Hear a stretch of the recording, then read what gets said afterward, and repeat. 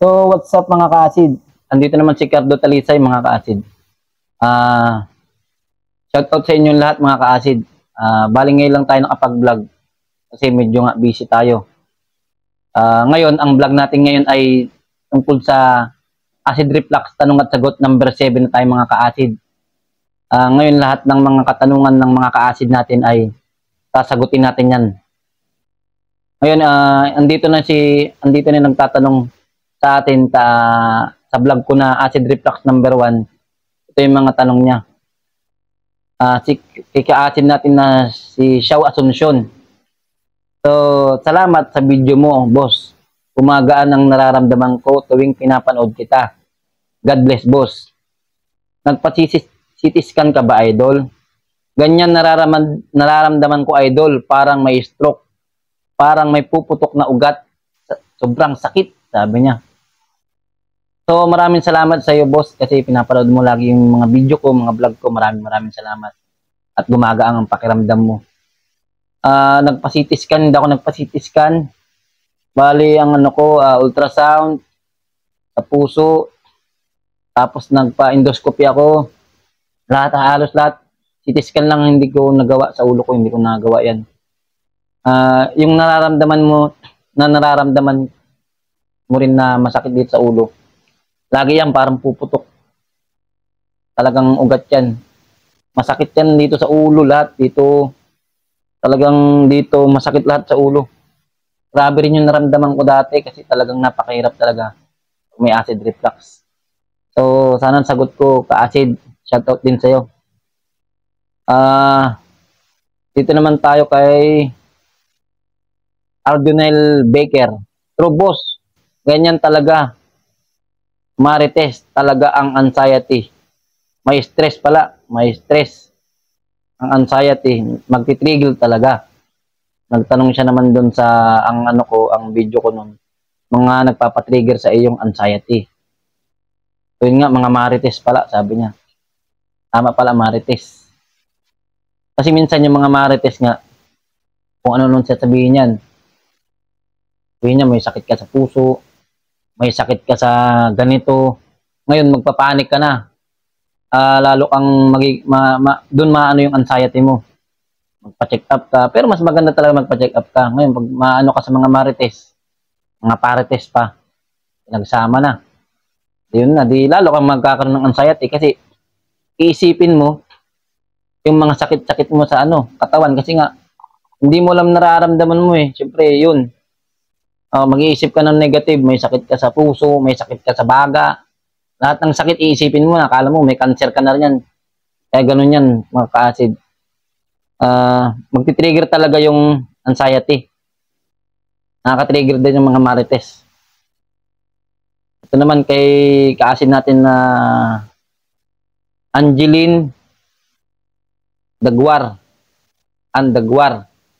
Boss, nakakaramdam ka ba sa lalamunan na malambot siya? Malambot siya.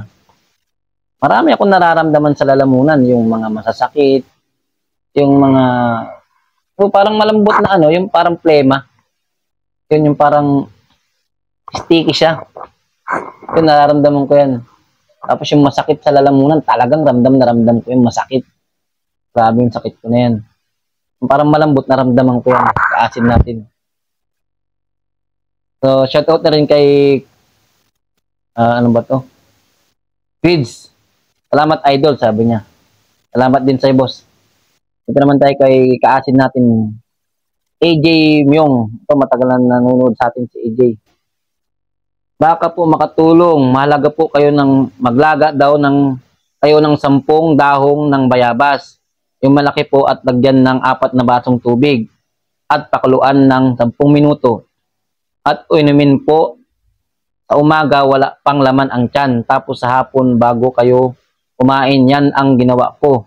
Umukay pakiramdam ko, 3 years ng acid reflux ko, nawala din ang sakit ng hilo ng ulo ko. Mawala daw yung sakit ng ulo niya tsaka pagkahilo.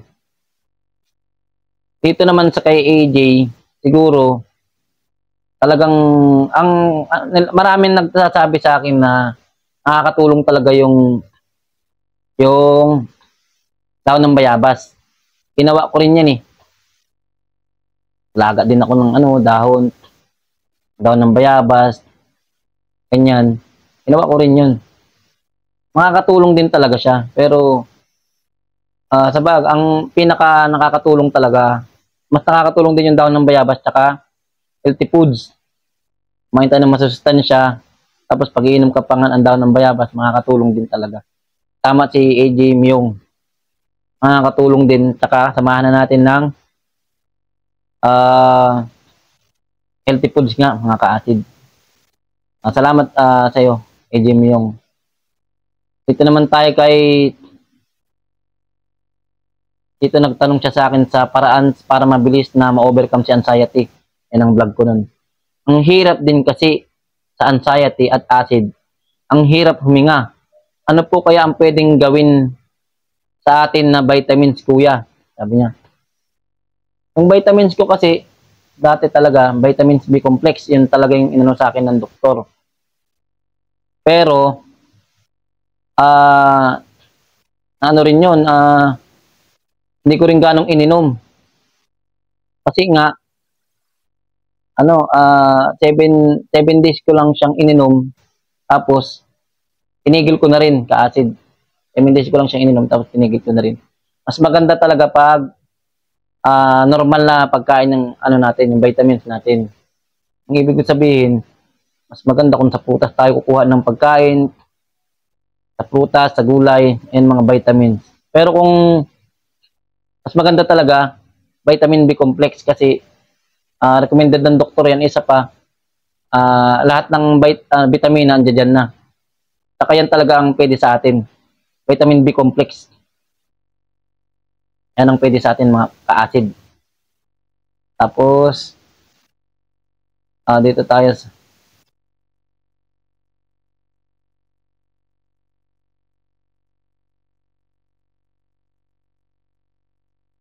tapos, sabi niya pa, dito rin kay travelers, same po tayo ng sintomas, kuya. May kaba, hirap matulog, hirap huminga. May anxiety attack pa. May GERD po ako at anxiety din po. Same po tayo ng experience na emergency room din po ako sa hospital. Normal naman po ang finding sa mga lab test at x-ray blood test. ECG, yun, ECG daw, normal daw lahat. Kung may acid reflux ka talaga, halos lahat yan normal. Hindi nila makikita yan.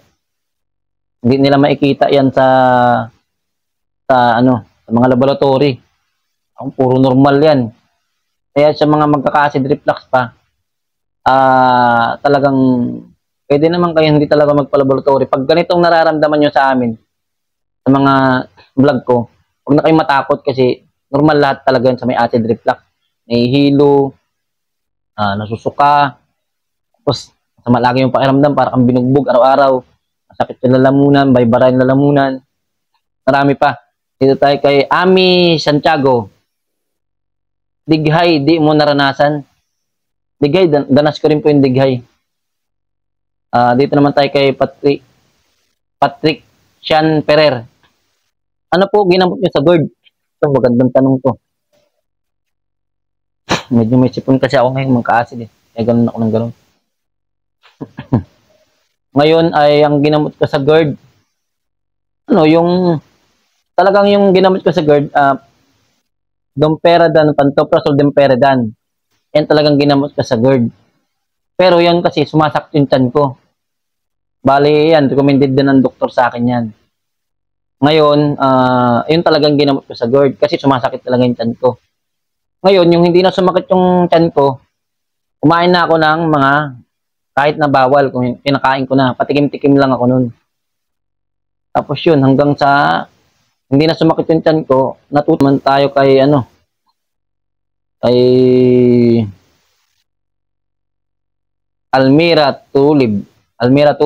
Idol, kung may acid reflux, kumukulo ba palagi ang tiyan? Opo, talagang kukulo talaga yan.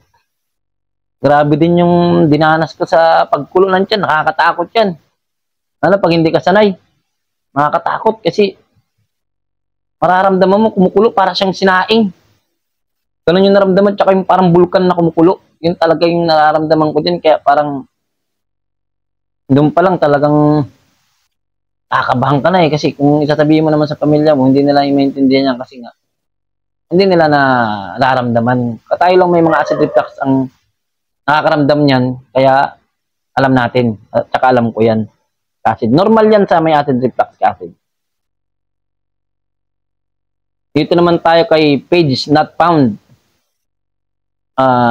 Na-experience nyo rin ba na mabula yung ihi nyo, Sir Cardo? Oo, na-experience ko yan. Kasi sobrang dami ng acid natin. Mabula talaga yung ihi natin. Pansinin nyo pag uminom tayo ng, lalo na pag uminom ka ng mga soft drinks, yan, soft drinks, Red Doors, yan. Mabula lalo yung ihi mo yan. Kasi nga, sobrang dami ng acid. Naranasan ko yan sa acid. Talagang dinanas ko yan, mabula yung ihi. Nagtanong siya dun sa pagkain, mga pagkain kinakain ko para sa acid reflux. Good.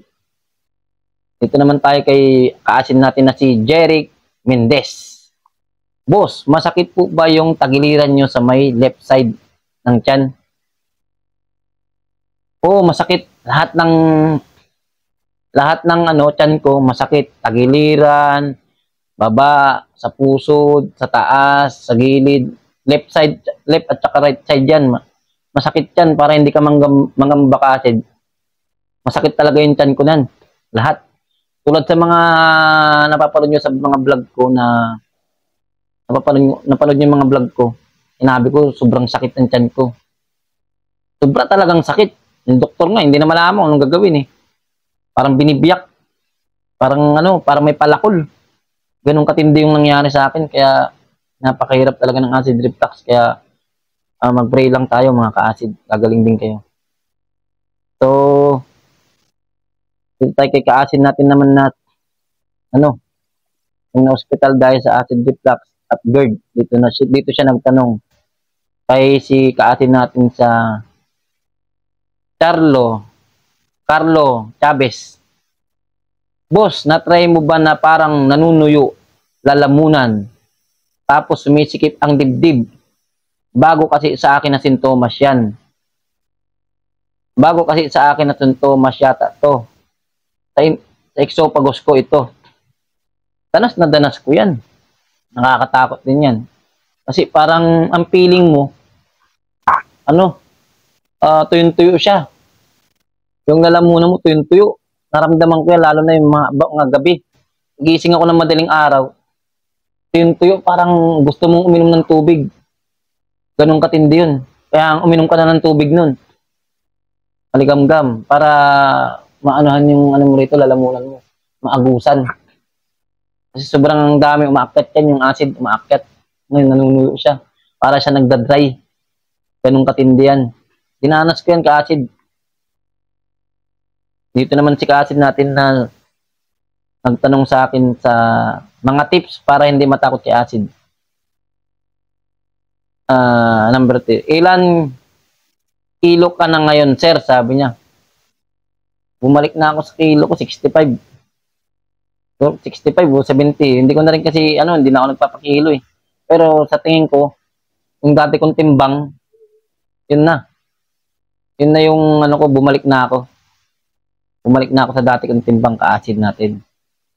Balik din naman talaga tayo sa timbang natin sa dati. Pero huwag na tayo lalagpas doon kasi mahirap din ng masyadong mataba. Ako nga, tumataba na talaga eh. Wala na rin ako exercise, gaano eh. Pero exercise sa tindahan na lang. Dito naman tayo kay acid natin. Dito siya nagtanong sa acid reflux GERD symptom number 12. Kay si page not found. Mag-upload ka na nga, boss, yung pagaling ka na. Ano naman yung nararamdaman mo nung pagaling ka na, sabi niya. Alam mo yung pagaling na ako, talagang una talaga yung kasi yan eh. Anxiety na yung pumalit eh. Ayun. Pag may GERD ka, papasok yung anxiety. Ngayon, yung anxiety na yan, lahat ng mga bagay na natatakot ka na. Ngayon, tulad sa pagkain, takot ka na. Kasi umiwas na tayo.